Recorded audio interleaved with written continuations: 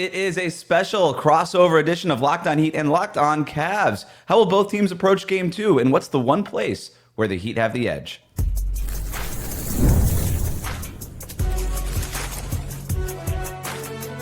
You are Locked On NBA Crossover, part of the Locked On Podcast Network. Your team every day. All right, welcome to Locked On Heat and Locked On Cavs, a crossover episode hitting your feeds today, whether you're tuning in on YouTube or on your favorite podcast app. Thanks for making us your first listen every day. From Locked On Heat, I'm Wes Goldberg here with my co-host David Ramil, and joining us from Locked On Cavs, we've got Danny Cunningham. And for daily content on the Heat and the Cavs, make sure you're clicking that subscribe button on YouTube. Make sure you are following us on your favorite podcast app. Today's episode is brought to you by Game Time. Download the Game Time app, create an account. Use the code LOCKEDONNBA for $20 off your first purchase. Got a jam-packed show for you today. We're going to hit this Cavs Heat series from all angles. We got the 1 versus the 8. But, Danny, I want to start with you because we have not talked. There was just such a quick turnaround between the play-in tournament ending on Friday night when the Heat beat the Hawks to Game 1 of this series on Sunday night. So we didn't get a chance to jump on and do a crossover. So we're doing it now. But I want to kind of go back before we go forward. When the Heat beat Atlanta in that final play-in game, what were some of your thoughts initially on the matchup? And when you're kind of watching this play-in tournament play out throughout that week, are you just sort of watching the Heat and you're like, is that the best matchup for Cleveland? Is it the worst matchup for Cleveland? What were your just initial thoughts on this matchup? So I think it's kind of hard to do like best and worst when you're talking about a 64-win team against a play-in team. Like that is the case. And I know Miami has obviously had success out of this spot before, but that's the situation where like it should not matter if you're the Cavs who they face. Mm-hmm. That said, I thought Atlanta and Chicago would have just been cakewalks for Cleveland. I thought that the two teams that could have pushed the Cavs that were in the play-in were the Florida teams. I thought Orlando was going to be super physical with whoever they play, whether it be Boston as the 7 seed, which we know is now the case, obviously, or if they drop down to 8 and face the Cavs. I thought, okay, the Magic are going to push somebody physically. And I thought that, Miami's not going to push the Cavs in the same way physically as Orlando probably would have.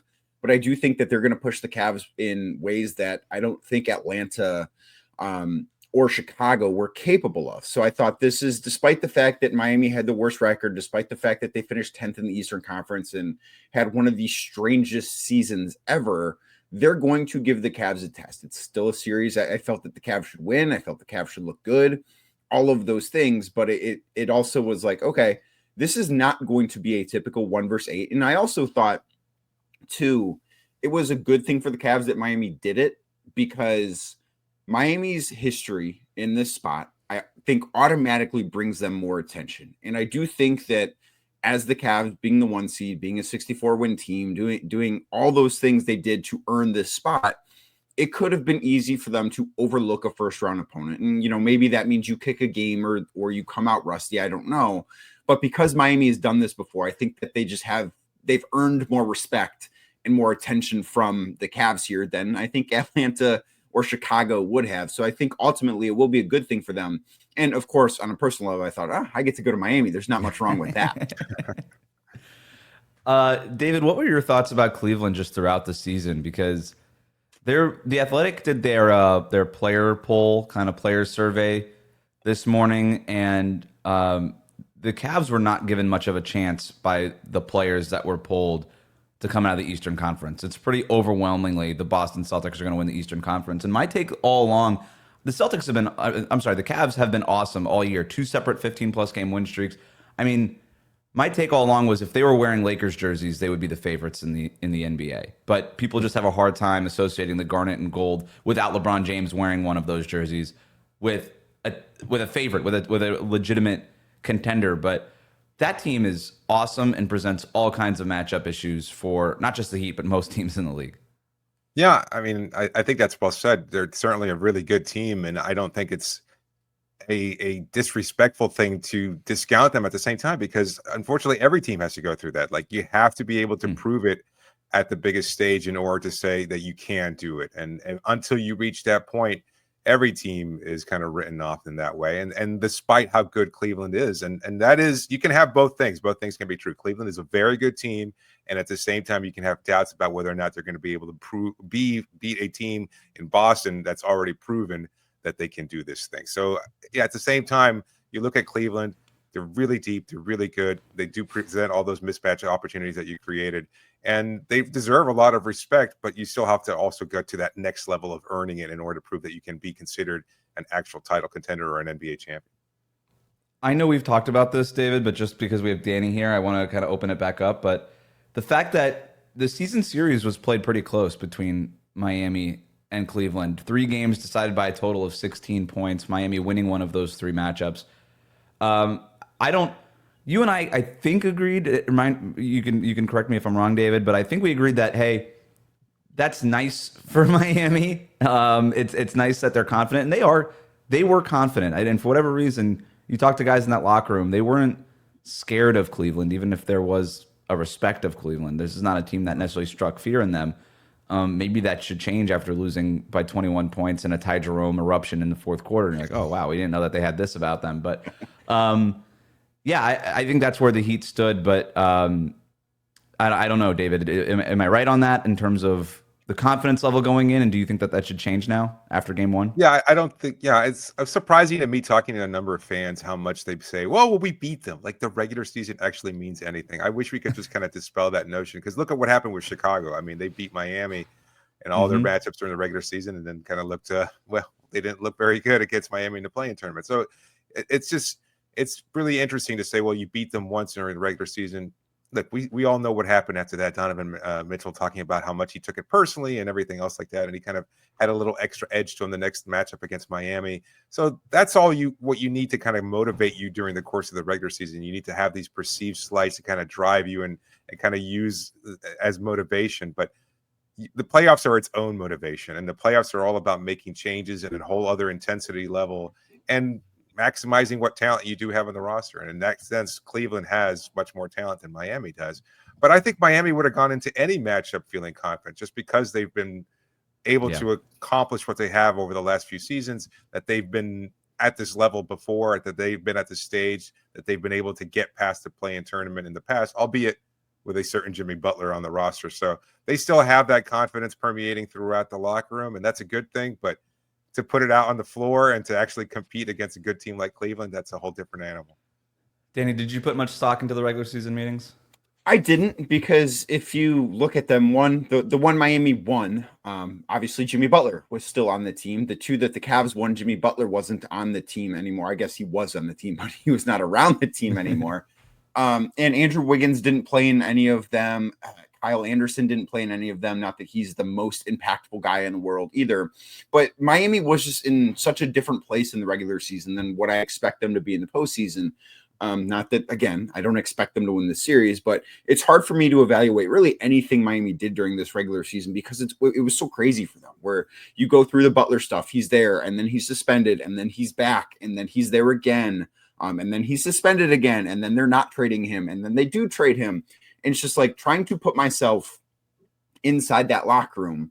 I think that's a really hard way to operate over the course of a 6-month season. It's like there's so much up in the air, right? Like it's just, I cannot imagine expecting that roster to be consistent. Like I just think that's a really, really hard way to operate organizationally. And I think that's part of the reason why they finished with a 37-45 record. Like you can't look at that team on paper and say, you guys have the talent of a below 500 team. Like that's just, I'm not saying that I think that Miami right now is the talent of a championship contender either, but that team on paper is better than 37 wins. And that's kind of the way that I look at it is, okay, what they did in the regular season is not going to matter because so many things were just weird with them. And I also think too, like you kind of have to look at what's around the games that are played between these two teams. Like the game the Cavs lost was the second night of a back-to-back for Cleveland. They played at 1:00 in Charlotte the day before, which means not only was Miami a back-to-back, but they actually got to Miami early enough to enjoy Miami the day before. So it's like, okay,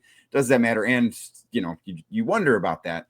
Another game was a back-to-back. Just like it's hard for me to read too much into those matchups. Like I just kind of thought Miami's going to be better in the postseason than what they were in the regular season. The Cavs have to be too, and this is going to be a test no matter if Miami won a game against Cleveland or didn't before the postseason started. So I've got one more question on Cleveland, like historically, where this matters in Cavs franchise history. And then we're going to get to some of our most interesting matchups of the series next here on a Locked On crossover episode of Locked On Heat and Locked On Cavs. Today's episode is brought to you by Game Time. There's nothing like the atmosphere of an NBA playoff game. Every bucket, every defensive stop, every moment feels huge. It's electric in the arena. And with Game Time, you can be part of it without the stress of last-minute ticket hunting. Game Time makes it fast and easy to get playoff tickets, even when demand is sky high. Prices on the app actually go down as tip-off gets closer, and their last-minute deals can save you up to 60%. Listen, it's the right choice for you. If you want those last-minute deals, you can save up to 60% buying last-minute tickets for sports, concert, comedy, theater, so much more. And they're all in pricing, means no surprise fees at checkout. What you see is what you pay for. So take the guesswork out of buying tickets with Game Time. Download the Game Time app, create an account, and use the code LOCKEDONNBA for $20 off your first purchase. Terms to apply. But again, create an account and redeem the code LOCKEDONNBA for $20 off. Download Game Time today. Last minute tickets, lowest price, guaranteed. We'll be right back. Thanks again for making Locked On Heat and Locked On Cavs your first listen every day. Before we get into some of the most interesting matchups of this Heat Cavs series, Danny, is this the best Cavs regular season team ever, in your view? Because a couple of those LeBron teams, well, the two stints that LeBron had, he had a 66 win season one of those years. Right, There was another 60 plus win season another year. A couple of, obviously, the Kyrie Irving, LeBron, Kevin Love teams are really good. I don't think they ever reached the 60 win mark. Is this the best regular season Cavs team they've ever had? I think so, because the team that won 66 games back in 2008, 2009 was when LeBron may have been at his athletic peak. I don't think it was his peak as a basketball player, but just like in terms of pure athleticism, I don't know that he was ever better than he was at that point. But the rest of that roster wasn't great. It was LeBron is incredible, and I think the league is in a better place too right now in terms of overall talent than it was back in 2008, 2009, 2010, like that end of the first LeBron Cavs stint. So I do think it's this one. Like, I think that this group is more complete than any team that the Cavs had in that first LeBron era. And then the second LeBron era, like those teams very clearly knew, hey, we're going to be playing into June. These games in December and January and February don't really matter that much. We're going to be a top 2 seed, 2 home court team in the first round. That's kind of what they thought. It's like, okay, just get us to the playoffs and we'll see how it goes. And they made the finals as a 4 seed, LeBron's last year here. So I do think that this is the most complete regular season team. Obviously they have to go out and prove it. And I don't know that anything will surpass the 2016 Cavs just because that was the first Cavs team to do it. The way they did it against Golden State, like I think all that matters. But as far as regular season goes, I do think this is the best Cavs team that we've ever seen. David, I'm not going to ask you if this is the best regular season Heat team we've ever seen. It's fine. Can I read you the depth chart for that Cavs team? Oh, I know. It's not great. Mo Williams, Delonte West, LeBron, Anderson Varejao, and Zydrunas Ilgauskas, who also spent some time in Miami. Washed up Ben Wallace coming off the bench for that team. Like, there were some guys coming up. Daniel Gibson was playing a lot of minutes for that group. You just look at that roster and it's just LeBron. It is amazing what he did with that team. Incredible. Wins. And then absolutely crazy. And then won 61 games the next year, where the only thing anyone wants to talk about all year is LeBron going to leave? Like, that next year was just, is LeBron going to leave Cleveland? I think he left Cleveland. I don't know where I can't remember. But they won 61 games with that hanging over their heads. Like, that kind of might be more impressive than winning 66 the year before. Well, I argue all the time, even that first year in Miami, it was a borderline miracle that they made the finals with everything that team had to go through on a day-to-day basis. So let's just jump back into the matchup here, though. David, what to you is the most interesting matchup in this series, Heat Cavs?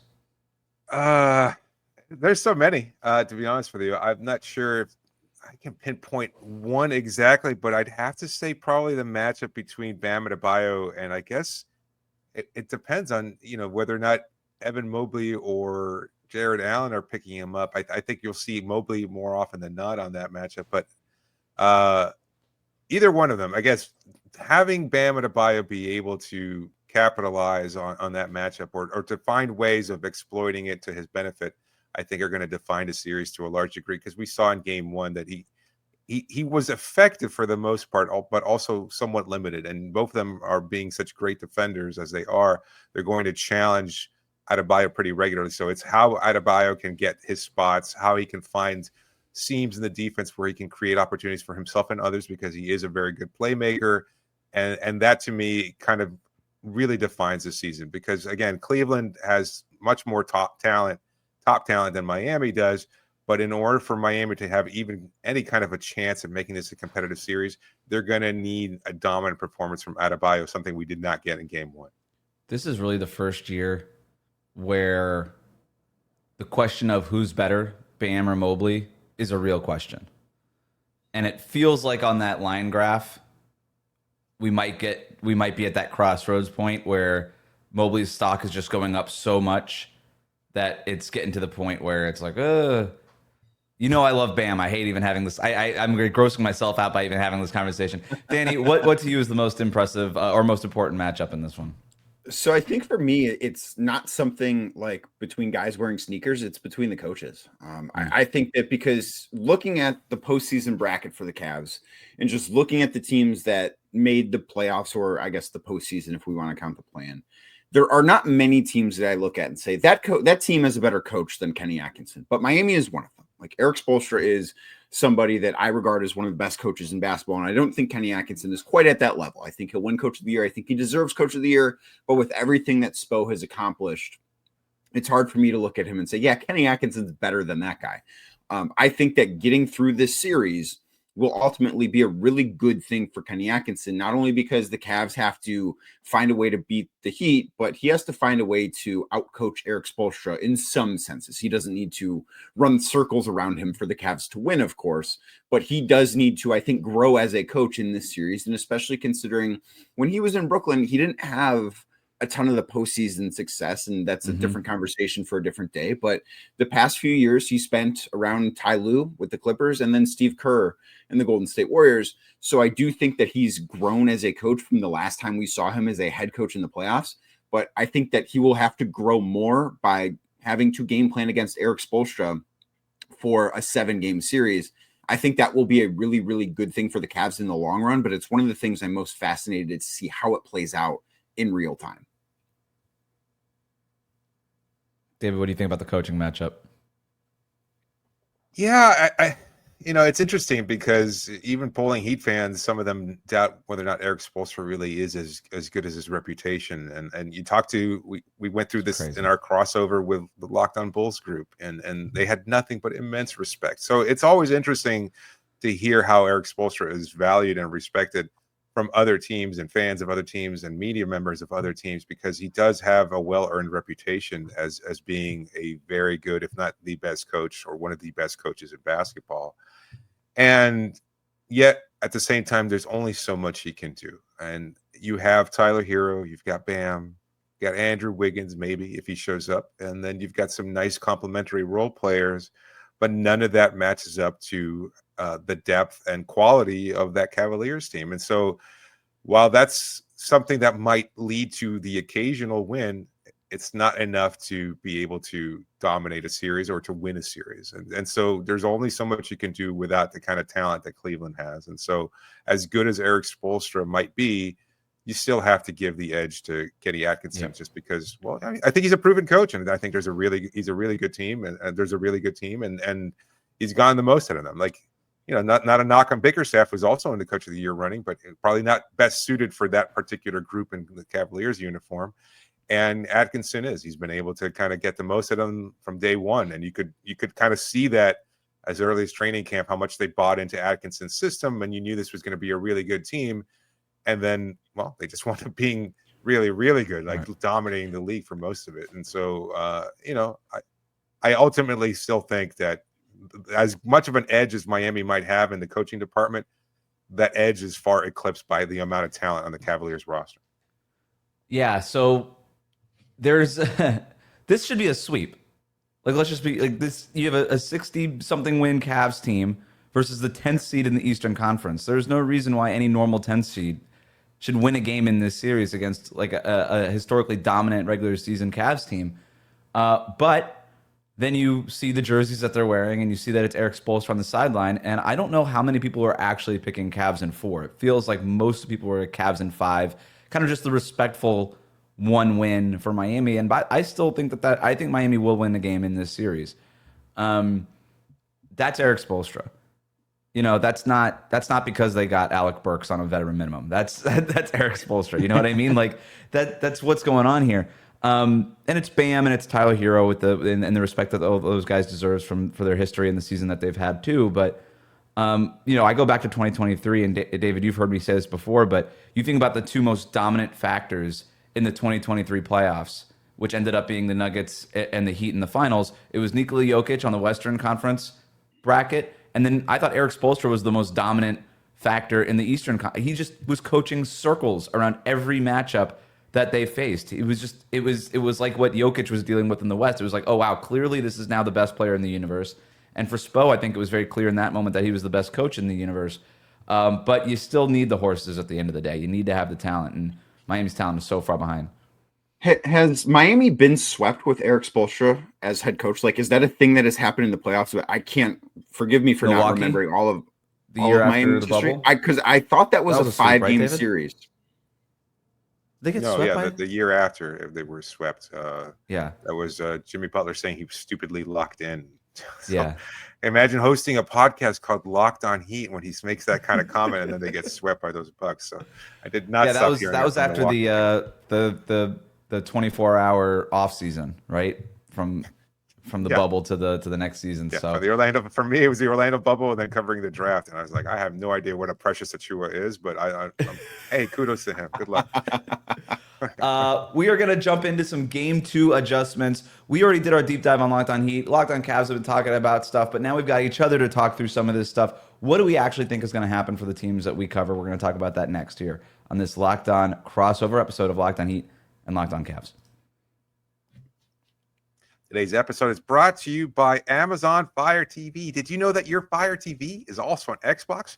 You can turn any TV into your gaming and entertainment hub with Fire TV Stick 4K devices. No console required. Just grab your paired controller, subscribe, or sign into Xbox Game Pass Ultimate with EA Play included, and you're ready to play. You can dive into hundreds of premium titles from EA Sports College Football 25 to Call of Duty Black Ops 6 and Avowed as easily as you stream your favorite shows. It's gaming made simple, and it's all on your Fire TV. And with 4K streaming, you can watch more than 1.5 million movies and TV episodes from your favorite subscribed services like Netflix, Prime Video, Disney Plus, Max, and so much more. Listen, it's the convenient service for you. If you've got experience gaming or not, this is a perfect way to introduce you into all of the different options that Fire TV offers. So make sure to head over to Amazon.com/Fire TV Locked On. That's Fire TV Locked On to get started. Xbox Game Pass Ultimate subscription and compatible controller are required.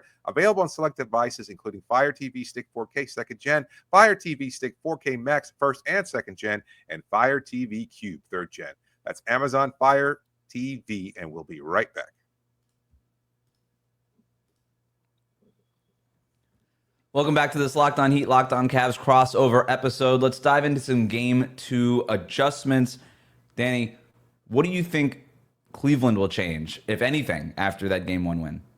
So I think that the Cavs are going to be more forceful in Game 2 of making sure that Evan Mobley is involved on the offensive end. I thought he looked a little timid against Miami in Game 1 on Sunday night. I think that is something that, they don't need Evan Mobley to go out and be dominant offensively to win this series. But I do think to accomplish the goals of winning a title that they have, they need him to be very aggressive offensively throughout the entire postseason. I think they're going to make it a point of emphasis to get that started right now. And one thing that I would keep an eye on in Game 2 is, who do the Cavs run the first play for? I thought it was incredibly predictable on Sunday that they ran the first play for Max Strus, considering he used to play for Miami. Like, you will often see the Cavs do that kind of thing, or they want to run it for Evan Mobley because they want to make it a point of emphasis. And we've seen at times this year in games where maybe Mobley hasn't been as involved in the fourth quarter, the game before, what Kenny Atkinson will do is the very next game, Evan Mobley has the ball in his hands on the very first play, the very first offensive possession they have. Evan's the one with the basketball. I would be very surprised if that's not the case, just because I was not impressed with what he did offensively against Miami. And I think that needs to be better. And the other thing too, and I don't know if this is an adjustment so much as, hey, just play better. The Cavs need more on the wing. Max Strus, I thought, was fine. I actually thought he should have played more in game one than he did, but DeAndre Hunter wasn't very good. Isaac Okoro looked lost offensively. Dean Wade really didn't play much. Like, they need more production from this all of a sudden depth of wings that they do have. So I don't know if that's an adjustment or it's just like, hey, you guys need to be better here. So I don't know if that qualifies, but Mobley certainly does. David, what do you think? About Mobley or about my adjustments Miami should make? But either way, I think you're right. Getting Mobley kind of engaged early on seems likely to be the case, and I think just makes I think it makes Cleveland even more dangerous than they already were in game one, just because, I mean, there's so many different weapons and so many different players that you can go to. So yeah, it makes a lot of sense. As far as an adjustment that Miami makes, well, I think we've talked before about, we get to that part, I'm sorry, but I'm just thinking, what does that mean for Bam? Because we saw how much Tyler Hero had to work on the defensive end and what Cleveland did to him in the spin cycle there. Obviously, Bam is a much better defender than Tyler Hero, but just the fact that you're making him work maybe a little bit more if you're getting Evan Mobley involved, considering how important Bam is on both ends of the court. I don't know. I'm just sort of spitballing here, but it is an interesting thought. I do wonder if it's more of a Bam Mobley focus, that actually could tilt a little bit more Miami's way if Bam has a good game.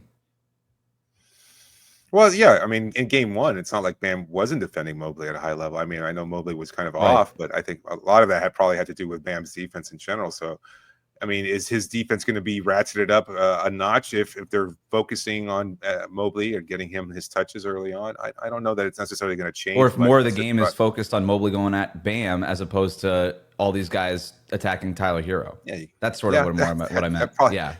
In that case, that probably benefits Miami, I think, pretty considerably, because I don't know that Mobley's going to win in that matchup, certainly as often as any player going up against Hero was winning that matchup. So it probably benefits that. And I think Bam's up for the challenge, and that kind of frees up those opportunities to maybe create turnovers, especially if you can bring a secondary help, because I think Mobley, as good as he is, he can get kind of locked into that process of attacking whatever defender he's on. If he wants to take that challenge personally, he goes directly at Bam, and then all of a sudden you got Wiggins and or somebody else kind of maybe poking the ball free, creating a transition opportunity for Miami. It could work. You know, there's things to consider in that sense.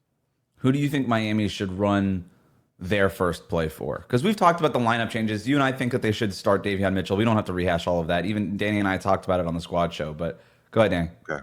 Can I ask why Alec Burks starts? Like, I don't understand that. Spo is obsessed with the spacing part of it, and Burks is kind of the new Terry Rozier in the sense that Terry Rozier has been awful, and they need somebody, and he likes having Duncan Robinson come off the bench, and Robinson and Hero in the backcourt is a disaster defensively. So Alec Burks has held his own. But to your point, he's kind of just been a fill-in starter, and Spo loves these fill-in starters. We call them like the Luke Babbitt starters, where they play 15 minutes, and then they're basically, and they'll start these games, and then they'll just go to the bench, and then somebody Kevin off the Love bench was that last year. Kevin Love was that last year. But we're at the point now where he hasn't been compelled to change it because they were able to go through the play-in tournament and all this. It's time. Like, that's why everybody just sort of knows. It was only a matter of time, and we've reached that moment now. So I would be very surprised if Davion didn't start game 2. But I also was surprised that he wasn't starting in the play-in tournament in these do or die games. So who knows? But I'm thinking about who the Heat should run their first play for. Let me know if you disagree, David. I think it should be Wiggins. Okay. They really need to get him going. And we've seen Spo do this too. I mean, every coach does it, where it's like, who's the guy we need to get going? Let's design our first set for him and get him going. And specifically for Wiggins, an inverted pick and roll or something to get him going downhill against maybe a smaller Cleveland defender. That, to me, is the guy who I'd want that first play ran for. If you can get Wiggins coming up from the corner, curling around a screen up high, and then getting right back into the paint and either drawing a foul or just getting a shot off or something, and you get him going a little bit, that is a swing factor. Because if you look at the one place where Miami might have an advantage, it might be at that small forward spot, only if Wiggins is playing the way that they need Wiggins to play. Yeah, it's a great point because you can make an argument that it should be Tyler because if you can get him going and have him feeling like he's kind of in a rhythm or in a groove, that he'll probably have a much more explosive night than he did in game one.